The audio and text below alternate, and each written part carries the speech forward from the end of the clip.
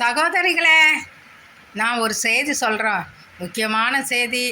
இப்போ இருக்கிற பெண்களுக்காக ஒண்டி சொல்கிறேன். எப்படின்னு கேட்டிங்கன்னா, எங்கள் மாமியார் எங்கள் நாத்தனார் வீட்டுக்கு அழைச்சிட்டு போயிருந்தாங்க. அப்போ எனக்கு பெண் குழந்தை பிறந்து கொஞ்ச நாள் தான் ஆகியிருந்தது. அழைச்சிட்டு போயிருந்து அங்கே நைட்டு தங்கிட்டோம். தங்கி நாங்கள் தங்கிட்டு நைட்டு அங்கே தங்கி இருக்கும்போது மறுநாள் நைட்டு பாத்ரூம் போகலாம், வெளியில் தான் வரணும் சகோதரிகளை.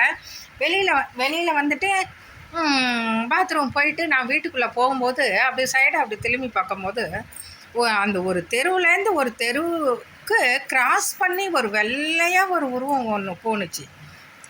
அப்படி போகும்போது நான் கவனமாக பார்த்தேன், இது என்ன இப்படிப்பட்ட உருவம், பெரிய உருவம் வெள்ளையாக போயிட்டுருக்கே, இது எப்படி அப்படின்னு சொல்லிட்டு நான் பார்த்துட்டு நான் உள்ளே போயிட்டு போனதுமே குழந்தை கற்றுனா உடனே படுத்து நான் பால் கொடுக்குறேன். பால் கொடுத்துட்டு கொஞ்சம் நேரத்தில் பார்த்திங்கன்னா நல்லா குழந்தைக்கு ஜுரம் அடிக்குது.